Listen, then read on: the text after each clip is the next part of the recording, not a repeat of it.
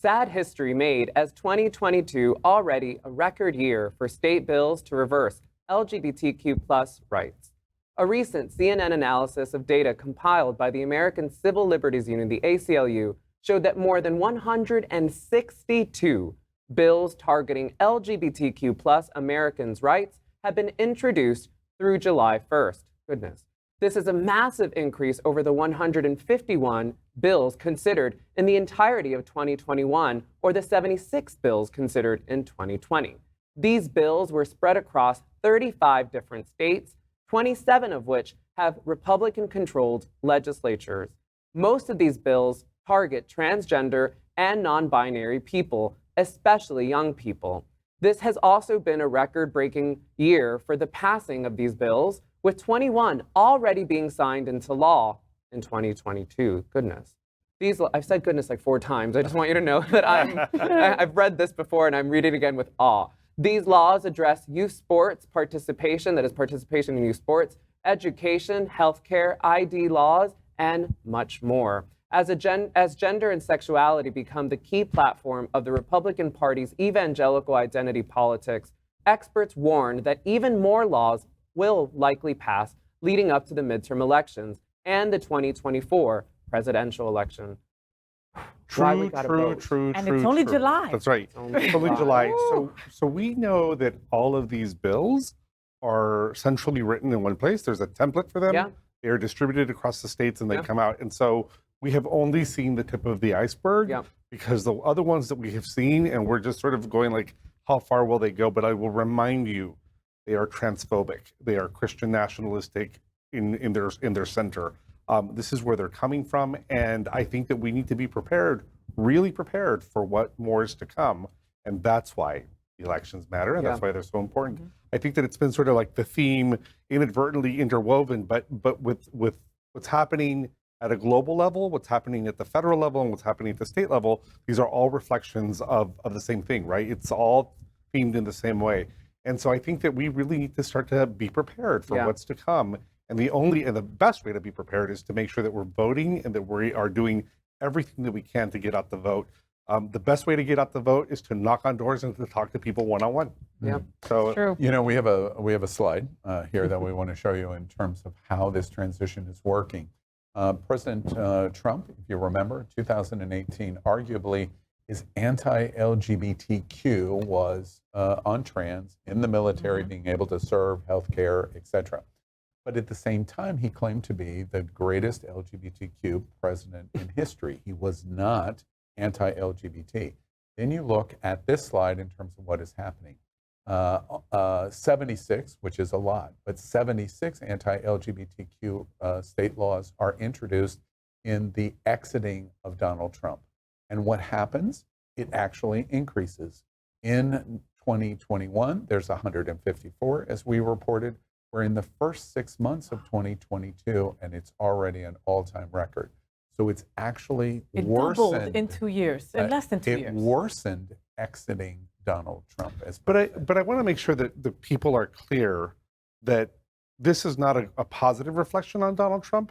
The strategy was a sequence, Yes. right? Do the groundwork on the courts first and on the judiciary. Make sure that that is laid out really, really well.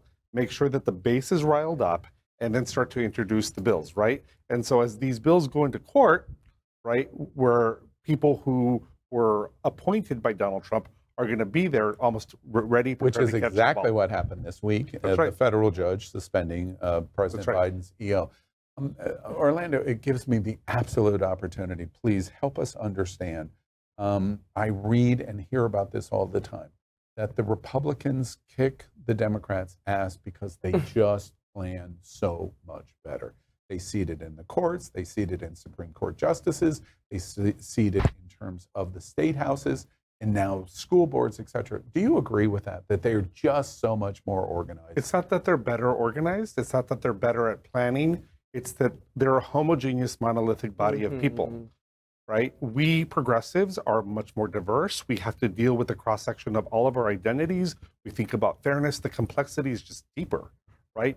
When you're talking about one stovetop of all white people making decisions in one way, they're all going to be hunky-dory and agree with one another, right? We're talking about a very diverse cross-section of people, and that is tougher decision-making. That is tougher for us to kind of coalesce and be of one voice, because we might be thinking that we're making the right decision or going in the right direction, and then the voice of another person speaks up and says, wait, that decision would harm me, right? So it's just another voice from our own tribe, and it's just, we're really diverse. I want to ask you another question related to that point.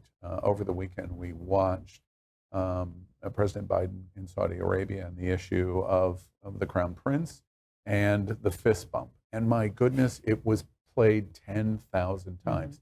And the number one criticism of the fist bump came in the Democratic circles of all of those people that completely lock stock walk with President Biden, including LGBT. And the Republicans in a situation like that don't seem to care. And that seems to me the same, and that's this argument in Reddit and other places is just wild. Why did the Democrats destroy themselves over something as silly as that fist bump? Or Hillary Clinton, she's not a perfect candidate. And as a result, no, I can't vote for Hillary Clinton. And we get Donald Trump. What is it about ourselves to do this? There's an entire, and it goes to what we said earlier, right? We are not pro-censorship, right? So we are sort of we bring all the opinions to the table. We're comfortable and good with debating. We think that debate is really, really healthy, and therefore it's okay to kind of, go at it, right, out in the public. President Obama has an entire chapter in his last book coming out of the presidency where he talks about the media and the media, what it did to him. And oftentimes when it was thought of as the liberal media, he goes, they weren't helping me out in any kind of a way. Yeah. And he was a little bit envious that his opponents, his opposition, the media for them was like, backup, right? They were providing a level of support to his opposition in a way that it was in line.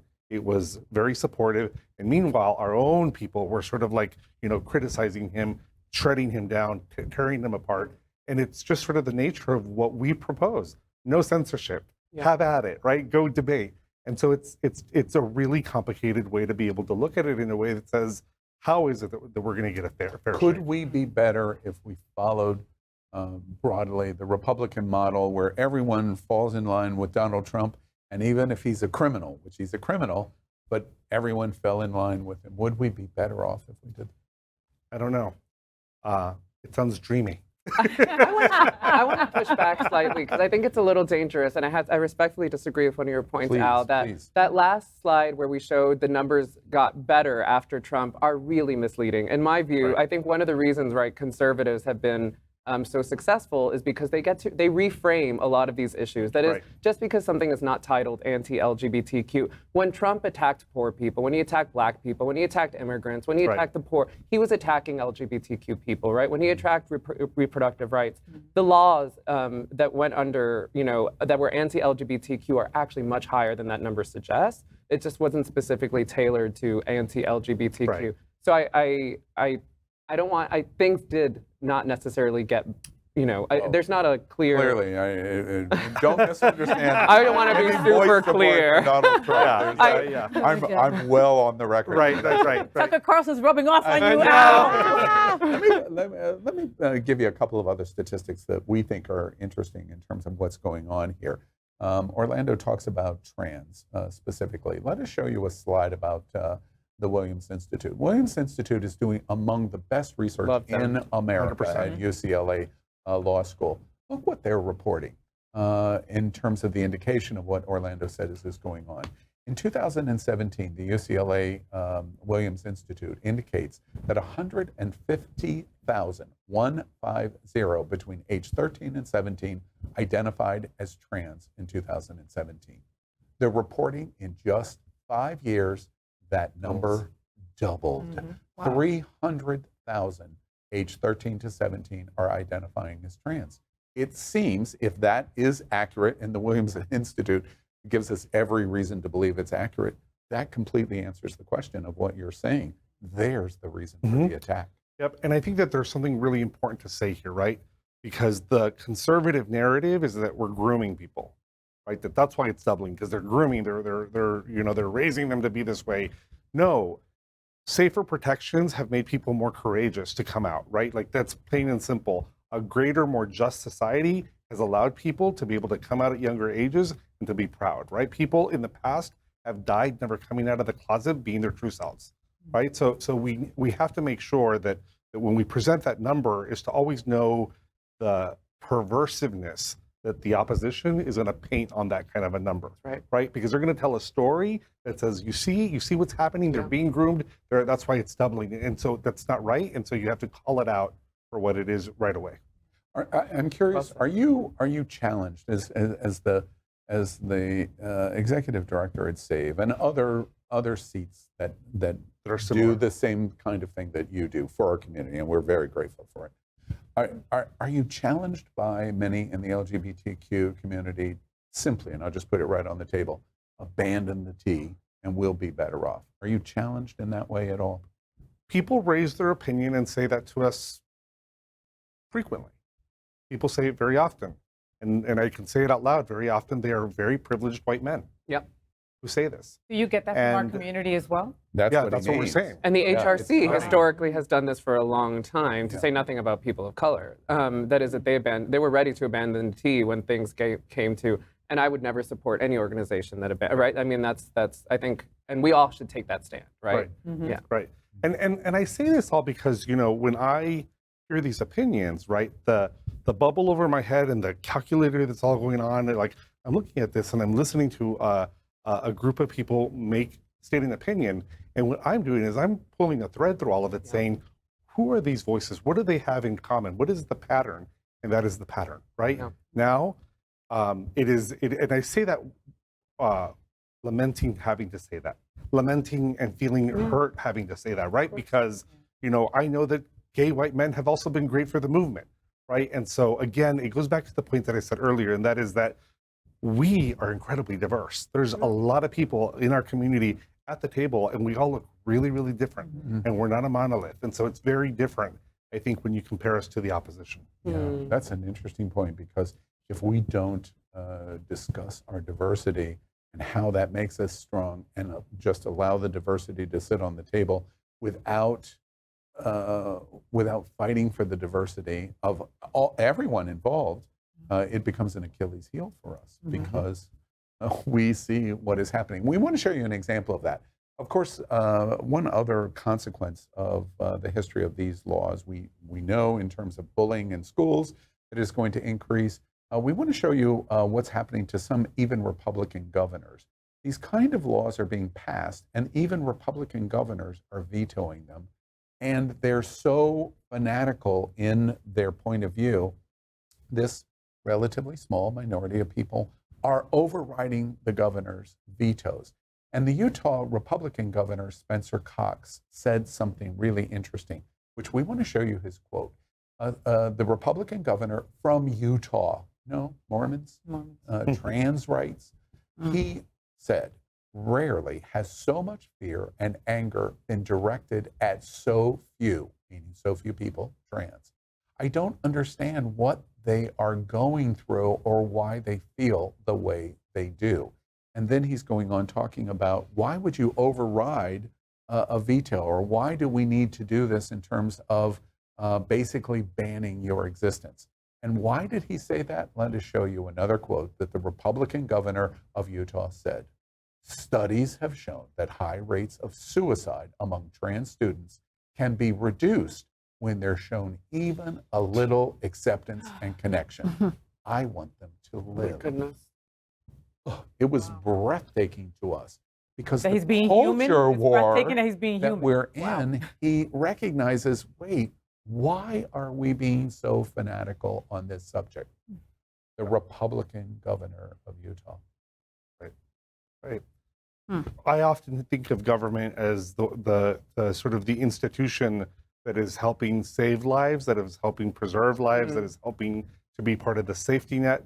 And so to sort of put this side by side with that kind of a comment, you do wonder, right? What is the agenda? What's the purpose of all of the hate? And it's just really maddening and saddening. So. Also, may more people come out. That is, you don't have to fart. You don't have to fart. You don't have to follow the party line. You can go against the party line. You can fart on the party line. You can fart on the party line. That took a very strange One turn. of the things that's very Interesting party, that's all I'm going to say. here is we don't follow the party line. That is our Achilles heel because of our great diversity. I think your point is just loud and clear here. They don't have the same great diversity. And as a result, their desire is to win greater than the voice of the diversity that all of our... Right. Yeah. My example is that the freedom of religion in the conservative side is Christian religion.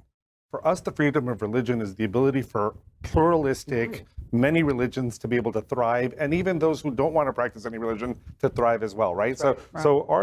We have this really big pot, and over here it's Christian, right? That's right. So it's always the striking example that I see. I hope my one wish in this, we've talked 15 minutes on this very important topic. My one big wish is lots of white privileged gay men will listen to this conversation because that's the real, probably big heart of our problem, of what we are facing.